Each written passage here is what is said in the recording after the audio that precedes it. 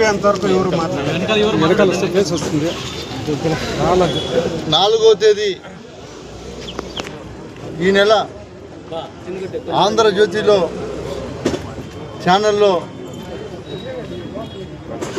ఈ ఆంధ్రప్రదేశ్ వైఎస్ఆర్ కాంగ్రెస్ పార్టీలో ఉన్నటువంటి నాయకుల కుటుంబ సభ్యులు మహిళలు ఎవరైతే ఉంటారో వారిని అవమానకరంగా కించపరిచే విధంగా ఏబిఎన్ రాధాకృష్ణ ప్రసారాలు చేయటం మాధ్యమాల్లో యూట్యూబ్లో మనం అందరం చూసాం. ఇతను ఒక ఛానల్ పెట్టుకొని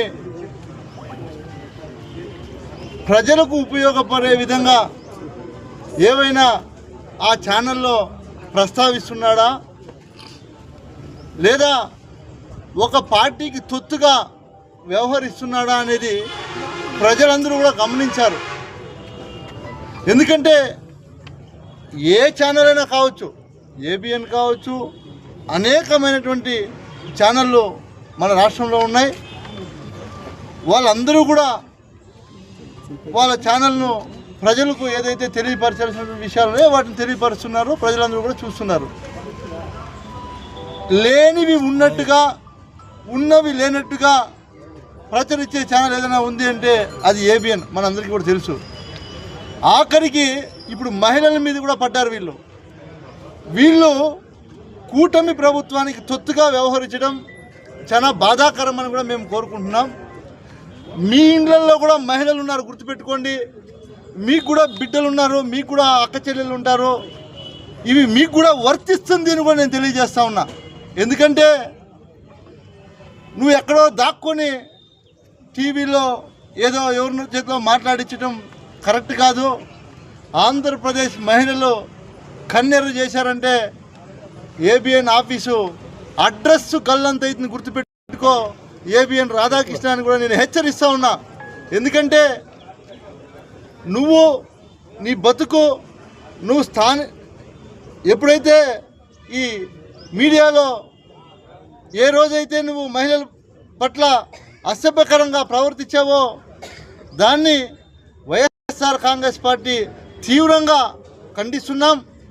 ఈ మాటను వెనక్కి తీసుకోకపోతే రాబోయే రోజుల్లో ఖచ్చితంగా ఇదే మహిళలు నీకు బుద్ధి చెప్పే టైం దగ్గర పడుతుందని కూడా మేము హెచ్చరిస్తున్నాం.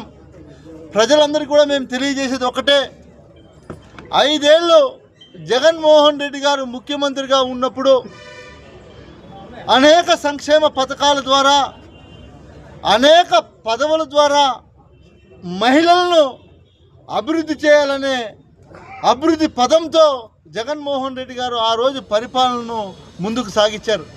ఈరోజు చేతగాని కూటమి ప్రభుత్వం మీకు పరిపాలన చేత కాదు.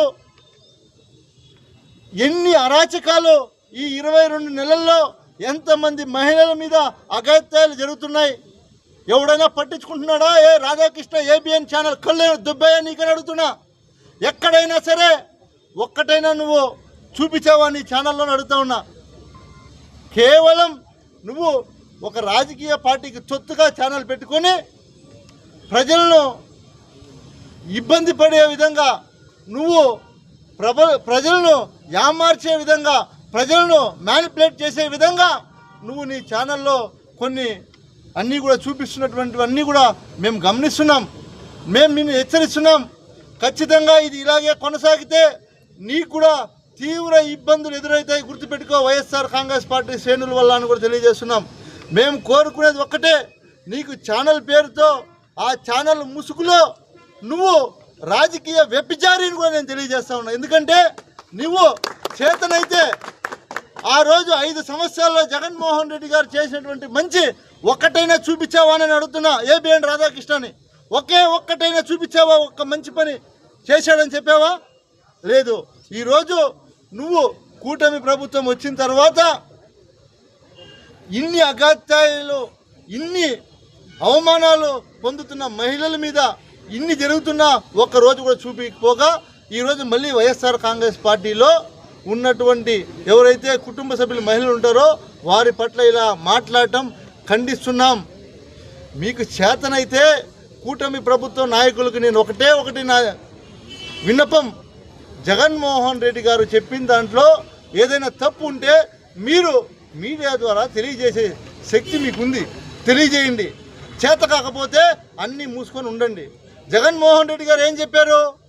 2 లక్షల కోట్లు పెడితే కానీ అమరావతి పూర్తి కాదు, ఆ అమరావతి కట్టినా అది ఉంటుందో కూలిపోతుందో తెలియనటువంటి పరిస్థితి, సంవత్సరానికి 5-6 పంటలు పండే భూమి అది, అక్కడ పోయి 2 లక్షల కోట్లు పెట్టుబడి పెట్టాలంటే మన బడ్జెట్ ఎంత?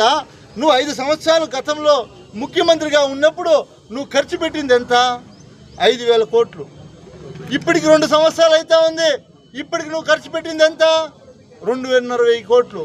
అంటే 7,500 కోట్లు ఇప్పటికి నువ్వు రాజధాని పేరుతో ఖర్చు పెడుతున్నావాడా? 2 లక్షల కోట్లు ఖర్చు పెట్టాలంటే ఇంకా 126 సంవత్సరాలు అవుతుంది. నువ్వు ఉండవు, నీ కొడుకు ఉండడు, ఎవరు ఉండరు. అప్పటికి అమరావతి పరిస్థితి ఏమవుతుంది? కనీసం విజయవాడ, మచిలీపట్నం, గుంటూరు మధ్య తీసుకొని నీకు ఆ 3 పేర్లలో 2 అక్షరాలు తీసుకొని మావిగన్ అని పెట్టమన్నాడు. అంటే నీకు నచ్చితే పెట్టమన్నాడు, లేకుంటే నీకు నచ్చిన పేరు పెట్టుకో. అది ఎలాగో హైవే రోడ్డు, ఇటుపక్క అటుపక్క అభివృద్ధి జరిగింది. కనీసం రాజధాని అని చెప్పుకుంటే కనీసం అక్కడైనా డెవలప్ తొందరగా పెరుగుతుంది, మన రాజధానికి ఒక గుర్తింపు వస్తుంది, మన రాష్ట్రానికి ఒక గుర్తింపు వస్తుందని జగన్మోహన్ రెడ్డి గారు దూరదృష్టితో చెప్పారు తప్ప నువ్వు అమరావతిలో దోచుకునేదానికి అడ్డుపడట్లేదు కదా. మీరు మీ నాయకులు దోచుకుంటూనే ఉన్నారు. అమరావతి గడ్డెక్కే పరిస్థితి లేదని మీకీ తెలుసు. కాకపోతే వీలైనంత దోచుకోవాలనే ఆలోచనతో మీరు దోచుకునేదానికి ప్రయత్నిస్తున్నారు తప్ప ఇంకేం చేయట్లేదు. ఒకటి నేను మిమ్మల్ని కోరుకుంటున్నా, కూటమి ప్రభుత్వంలో ఉన్నటువంటి వారు ఎవరైనా సరే, మా నాయకుడు మీకు సలహా ఇచ్చాడు, నచ్చితే తీసుకోండి, నచ్చకపోతే నచ్చలేదని చెప్పండి. ఇలాంటి ఛానల్ని అడ్డు పెట్టుకొని మహిళలను దుర్భాషలు ఆడితే ఖబర్దార్ చెప్తా ఉన్నాం. రాబోయే రోజుల్లో తగిన మూల్యం చెల్లించాల్సి వస్తుందని కూడా తెలియజేస్తా ఉన్నా.